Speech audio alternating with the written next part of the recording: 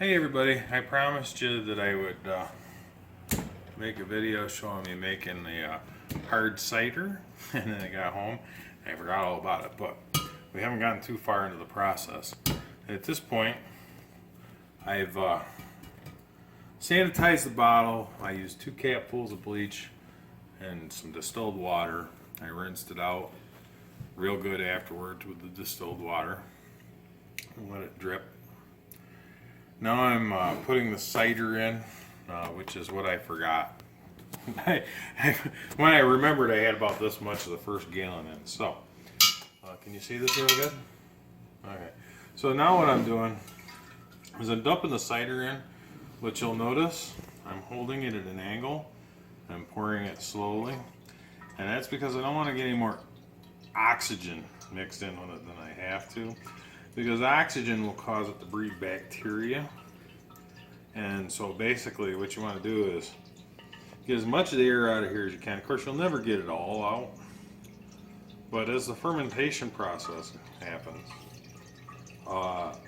the yeast creates carbon dioxide, which wants to be at the lowest point and sits on top of the apple cider and pushes everything above it out. Because air is lighter than carbon dioxide, but that would be the first gallon. And you can't just use any apple cider. This has to be unpasteurized apple cider, which you can't get everywhere. My suggestion is, if you're having a hard time finding unpasteurized apple cider, look for your local Amish or Mennonite fruit orchard, because they don't pasteurize it. You can ask them, but I'm betting it's not. Oh, and you also have to get it, a lot of times they'll put preservatives in it at the store. You have to make sure there's no preservatives and it is unpasteurized. Oh, here, I got another one. Now this is a 5-gallon glass carboy from Italy. Ooh. It's European, but it is from Italy. It was made in Italy. And I've got 4 gallons of this cider. And the reason why I'm using a 4-gallon carboy with 5 gallons of, I'm using a 5-gallon carboy with 4 gallons of cider is because as this ferments, you're gonna get a foam layer on top and stuff, and it may push out through the bubbler if you don't leave enough room. Are you getting how this is going in, honey? Are you getting how this is going in? Yeah? You can talk. No? No? I'm not gonna shake the camera. No. No. You're funny. She's a little embarrassed about the YouTube thing. Maybe we'll be able to get her over that. So that's the 2nd gallon. So you want to not put the gallon in front of the water, or in front of the camera? Sorry. Anyway, if you can get this stuff fresh pressed, that's even better. But I had to go to a store. I'm living in southeast Colorado, and I don't see a lot of apple orchards around here, so. But apparently there is one, because, well, this. And of course you'll probably get some sediment or whatever. I don't think it's going to kill anybody. And you'll notice the foam on the jug. And that is because this was actually starting to bubble in the jug in the store when I bought it. That's how I know it's not pasteurized. And that's the yeast eating the sugar, creating alcohol and carbon dioxide. So this should be good stuff. And frankly, because it is already fucking starting to ferment, I can probably get away with not adding yeast to this, but I'm going to anyway.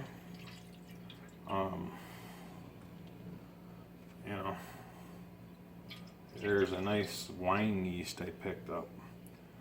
That's for making dry wine and That's kind of what I'm going for, is a strong, dry apple wine. I'm not going to seal this up with live yeast in it and let it carbonate like a lot of people do. And that's good too. I like sparkling hard cider as well.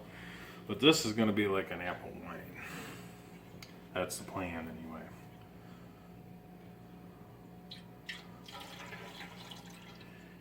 And this will be the last gallon of cider.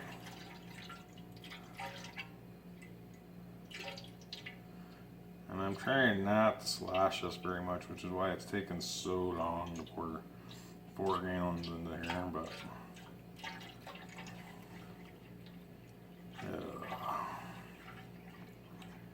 almost there. Almost there. Half a gallon left. It's kind of starting to slosh more than I want it to, but that's because I have to apparently the camera light went out. But that's because I have to tip it up more. Now it's getting closer to the top, so. But at least it's not going all the way into the bottom of the jug and aerating it quite as much. Ooh. So, there we go. 4 gallons of cider, apple cider. Now, we have this unit here. This is the plug, right? And I've sterilized this, and my hands are pretty sterile too because I had bleach water in them. I sterilized it with bleach water. So this goes in there, right? Creates a airtight seal. And then this thing goes in there. And the way this operates is, if you look, there's a little cap in there up over top of this tube. This tube comes up in here, and this cap goes over, and if you can see, I'm not sure if you see it on camera, but there's little square holes, right? And you want the water level above that, but you want to give this enough room to travel up for them square holes to come up above that water line. Because what happens is, as the carbon dioxide builds up in this jug, it'll come up through this tube and into this little cup and cause this cup to start to float. And the further that it floats, the closer them little square holes come to the water line. And when they get above the water line, it lets the air out and it falls back down. What that accomplishes is it keeps letting the carbon monoxide off so that this jug doesn't become so pressurized that it explodes, but it does not let oxygen back into the jug. So, and it goes in there like that. Now, like I was saying, this is like already fermenting, just sitting in the jug, so I could probably just leave it here. But what I'm going to do instead is I'm going to take this Red Star Premier Blanc yeast, and I'm going to use that. Okay, and give them a shot of that, and I'll be right back, folks. I gotta get some water. Now, it's gotta be warm water, but that's not much of a problem because I have a water machine that heats the water, and I'm not using tap water because that's got chlorine and other stuff in it. So I'm gonna use my hot water on my water dispenser here. And you don't want like super hot, so you're gonna gotta mix it with a little cold water. You know, get it too hot, you'll kill the yeast, right? So then you take this and you open up this package of yeast somehow. That'd be smarter than package yeast. Hold on. I'll be right back. Cut the package open a little. Alright, so we got this hot water. And I'm going to put this yeast in there. Alright. Like so. And I'll be right back.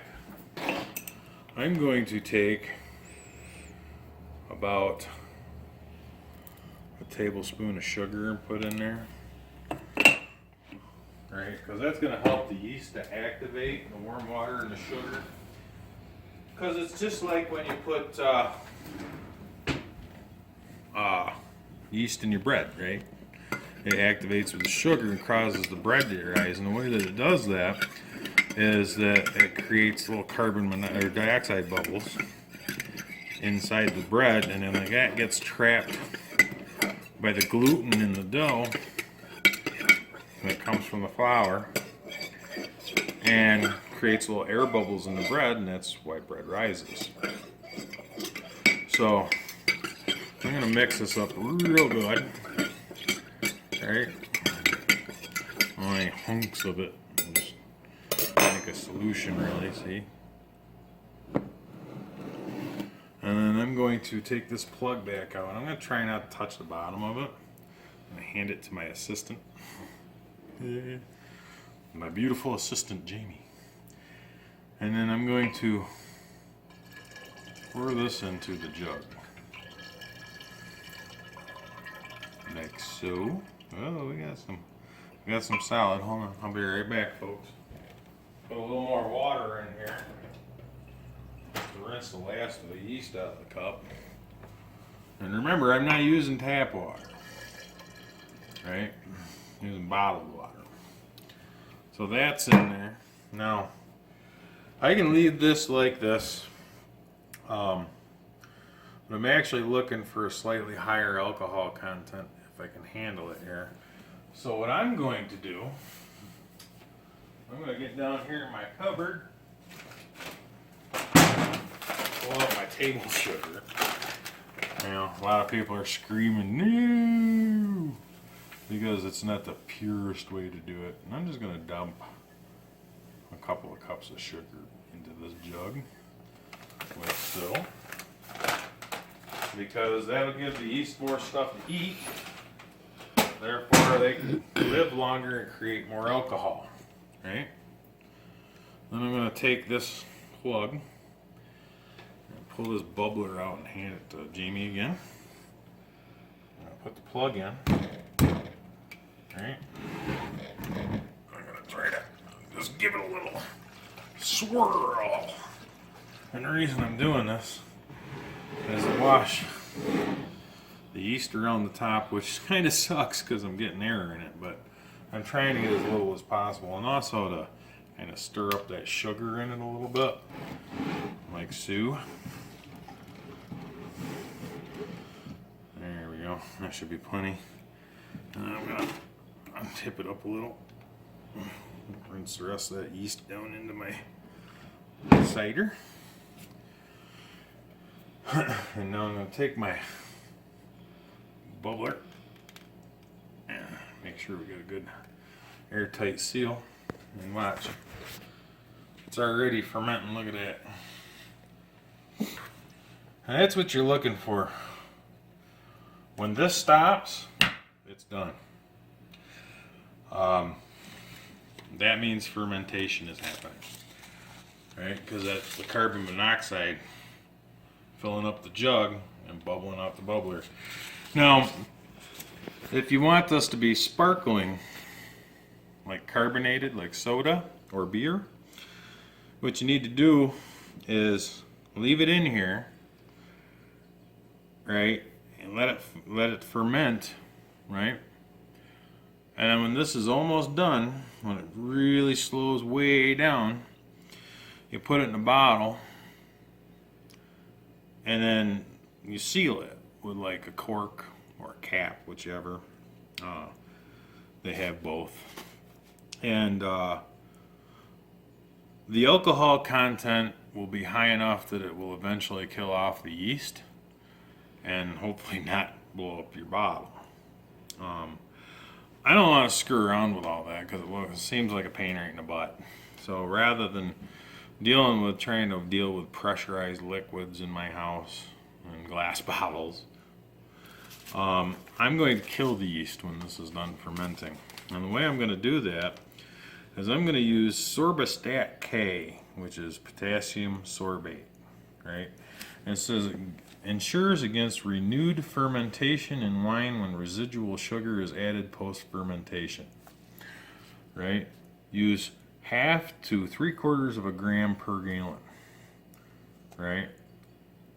So with 50 parts per million of metabisulfite, so I should have bought some metabisulfite. I'll have to get some of that. But I got a minute before this is done anyway. And so this is like a ton of it. You will never use all this. And it's made by Cellular Science. The yeast I'm using, like I said, is called Premier Blanc Active Dry Yeast. And it's by the Red Star Company. A lot of bread makers out there will recognize that because it's the same company that makes bread yeast for a lot of people. The carboy came from Italy. He says made in Italy. Top quality Italian glass. But yeah, I don't know who makes it. I don't see a company name on here, brand name of any sort. I could probably look it up with this item number here, but for now I have no idea. I'll have to look it up later. I'll let you know in the comments. So we've got this. We have to wait for it to ferment now, and we're going to take this and we're going to set it in a warm, dark place, like a closet or something, because that's what yeast likes to grow. For as we go along, and I'll have to make a short video showing it, I'm going to use this wine and beer hydrometer to test the alcohol level and see. Basically, and I'll have to clean it and sterilize it obviously, but basically you float it in there, and depending on the alcohol level, it floats at a different level, and you've got a sheet in here or the reference for everything. It's pretty much the same thing as a scientific hydrometer, just they've been super nice and labeled it for beer and wine. So, and basically what this sheet says is, depending on the specific gravity and the volume, it tells you the approximate percent of volume bricks, 60 degrees Fahrenheit, right? Temperature, blah, blah, blah, blah, blah. Right, so it gives you a correction for temperature and everything, right? I don't know if you can see that on the camera, no. But trust me, it'll tell me what the alcohol level of my apple wine is as it's fermenting. And I will buy bottles for it later when I'm about ready and I have a little more money. So that is how you make hard apple cider. If you like this video, be sure to leave a comment, tell me. If you didn't like it, tell me that too. If you hate me, you want me to shut the hell up and go away, tell me that too. If, oh really? Ah, now the truth comes out. If there's anything you'd like to see, how it's done, or whatever, let me know in the comments below, and be sure to like and subscribe, because that'll help me to make some ad revenue and pay for fun things like this. And maybe I'll set up a Patreon if anybody's interested in helping me out that way as well. Thanks for watching. Okay, so here you'll see day one with our hard cider. Got stuff floating in there. Ooh. Things growing in there. And if you look at it bubble.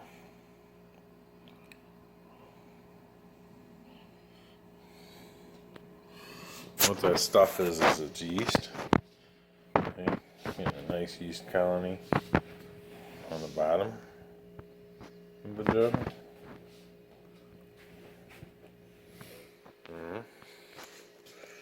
And if you watch inside, look at that.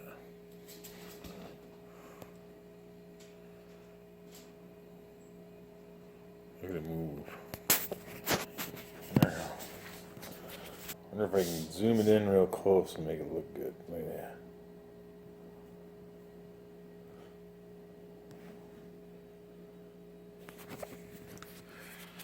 And so that's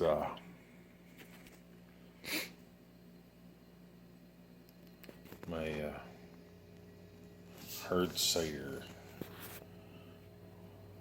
Right. You can see